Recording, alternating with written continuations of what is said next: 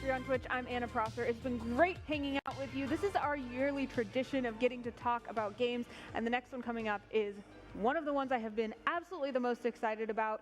Like you, probably most of you, I adore animals. I love animals in games. I love taking care of animals, and that's what Planet Zoo is going to offer us. I'm sure you guys have seen the commercial playing over and over here on the E3 Twitch broadcast, and I, for one, have seen things I love in it every single time. So please get your animal emotes ready to create a zoo in chat, because we're going to talk about this game that not only is about having animals in a zoo, but is also about conservation. It's about learning about animal welfare. These are things I'm super passionate about, and I cannot wait to get into this interview. Let's check out the trailer right now.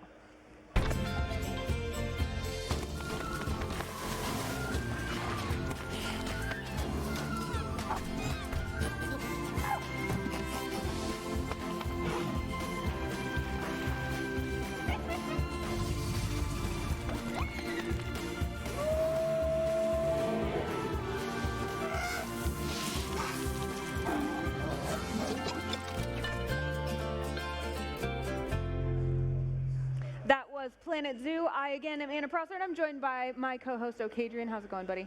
I'm awake.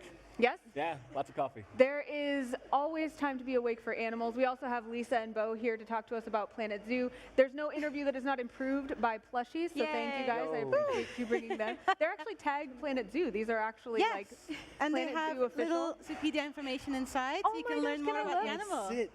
So it actually says African elephant, which I know because of the ear size. Yeah. I know a lot. I learned a lot about animals as a child. And it says an African elephant's tusks grow throughout its life, and adult male's tusk can grow 7 centimeters per year. Huh. So I know this is a huge focus of Planet Zoo, is learning about animals and learning how to invest in conservation and animal welfare. Can you tell us why that was an important part of developing this game right off the bat?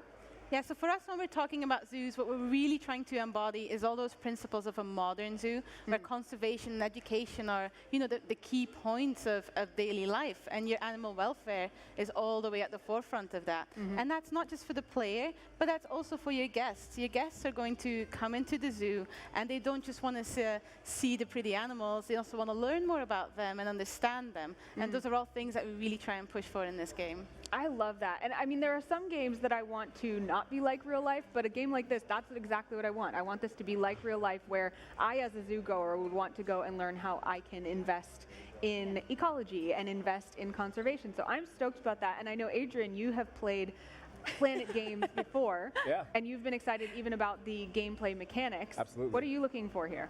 I think one of the most important things to me is that in Planet Coaster, one thing that's super beneficial is the fact that you can craft a lot of your own stuff. You can kind of create your own environment using the tools that are there. And I was kind of reading about how in this game you can do the same thing, except now you have animals interacting with those same things that you built. And they're not static animations where if it's this structure, it'll be this animation. They're reacting on the fly with the way they want to. How does that work? So all your animals are going to be interacting with player-defined surfaces, terrain, water. And in the case of some of our primates, you know, they enjoy a good little climb. You'll be able to build your own climbing frames piece by piece. So you won't be putting down one big built climbing frame. You're actually going to be constructing it for them. So something in which you can express your creativity is actually going to feed back into the gameplay. That thing you build, you know, Western chimpanzees are actually going to be running on top of it, and I think that's one of the best parts about the game. I saw a phrase that said the creativity is the gameplay. Yes. Is that what you mean by that? Yeah, all your creativity will feed into the management. If you have a habitat, your animal's going to have certain expectations of what that should look like.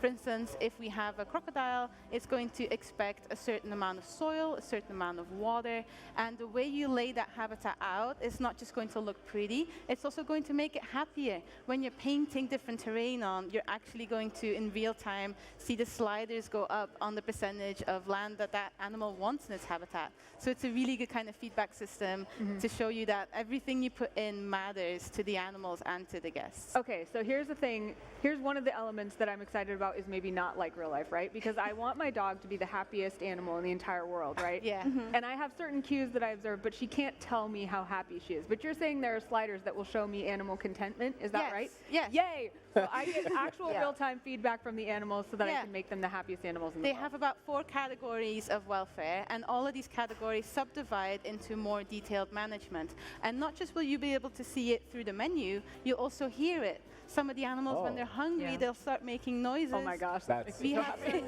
some, we have can some see the African sliders, wild yeah. dogs, to go back to your dog analogy. They will be whimpering and whining when they're hungry. So as a player, you will get these audio cues as well as the actual menu cues to tell you something's wrong. So you can go and fix it.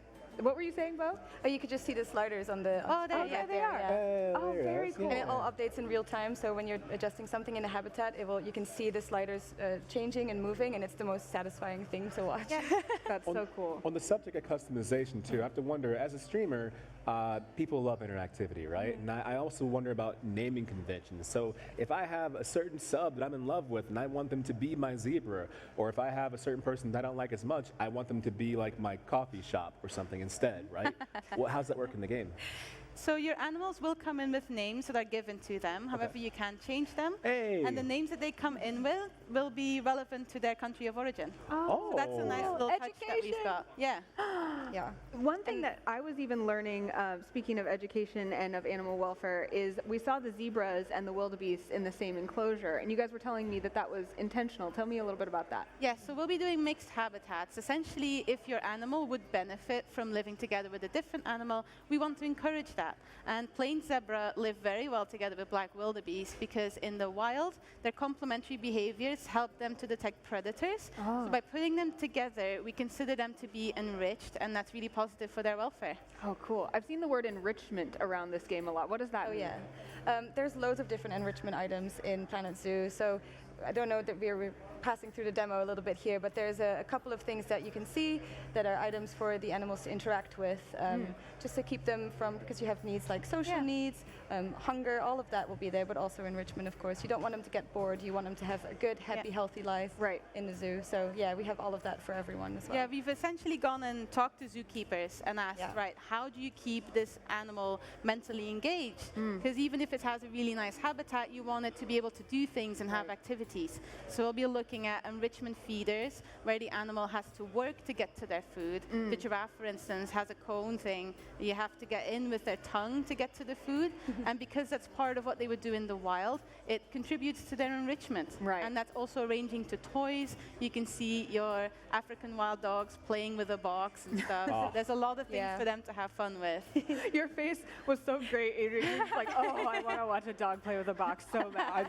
I like animals so much, and I like the idea that this game caters to the idea of what it's like to go into a zoo, because a lot of times you go to a zoo and you go to like the cheetah exhibit and not doing anything, and people go, make the cheetah do something, and the game does the same thing. From what I've heard is that sometimes the cheetah is going to lay down because that's what they do.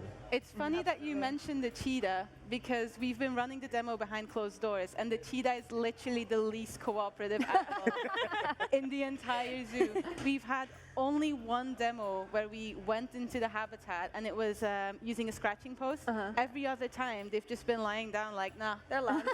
make me do it. Can you capture that? Like, there's like a screenshot thing you can do, or a video capture that you can do? Yeah, you can take screenshots in game and stuff, so yeah. You can look at your cheetahs being disobedient to you the entire time. It's really good fun. It's like I have my cat at home. Yeah. Okay, Adrian's like planning to print these out in frames and put them on the wall. Entrance to my house, going to the bathroom, it's going to be nothing but planets the entire time. Amazing. I mean, we've had tons of questions, so obviously we've kind of been ignoring what's going on in the demo, but are there any things in the demo that you really wanted to point out that we missed? Well, you've timed it really well. I think I mentioned climbing frames earlier, but here you can see a first look at some of our primates. So these are the Western chimpanzees, and they're a highly intelligent social animal, so they have a lot of enrichment needs that you're going to have to take care of, and one of those is climbing. So the climbing frame that you saw there, that one is built piece by piece. That's one beam that we're using, one platform that we're using, all put together and kind of arranged so that your chimps can have a lovely time on it. Yeah. Every time I look at them, my heart just says I love them and I want to protect them. I know. I am so excited to get into this. So when we get our hands on the game, you said that, what was the date? 5th of November. 5th of November. Okay, great. And what kind of features are we going to specifically look for at launch? What are the cool things that we're going to be able to start playing with right away? So habitat construction is going to be really fun to play with. You will also be able to build buildings just like you did in Planet Coaster. Ultimately, your complete creative control. I think one of the fun parts is also going to be researching your animals, finding out more about them, fine-tuning all their habitats and all their food down to, you know, the perfect degree. I think there's a lot of management and depth for the player to explore, and I can't wait for everyone to get their hands on it. I think I saw that there's specific focus too on that this is going to be a great game to stream. Do you have any tips for streamers and people who are going to want to play this game on Twitch? Ooh, I would say try different ways of playing. There's the campaign mode, so there's a whole story mode with lots of characters and exciting things happening, so you can go through that. And then, of course, there's sandbox mode as well, where you can explore all on your own time, release all the animals that you like. Some people at the party yesterday were telling us about, you know, having a park full of wolves or a park full of dogs or zebras or anything, so you can do whatever you like.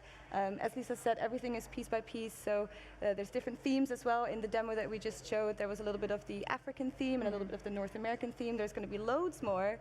So yeah, there's going to be lots for people to get their hands on. Yeah. I can't wait to make Dog World. Oh yeah. All types Dog of world dogs. and cat world. I'm so stoked. All right, great. And where can people stay in touch with you? Social media, website, anything like that? So we're all at Planet Zoo Game for everything. Yeah. Awesome. So please do reach out. Yeah. Cool. I cannot wait for November. Thank you guys so much for coming in with so much Thank passion you. and so much information. Guys, I hope you love Planet Zoo as much as I think I'm going to. But stick around because we have lots more games coming up right now from E3 on Twitch.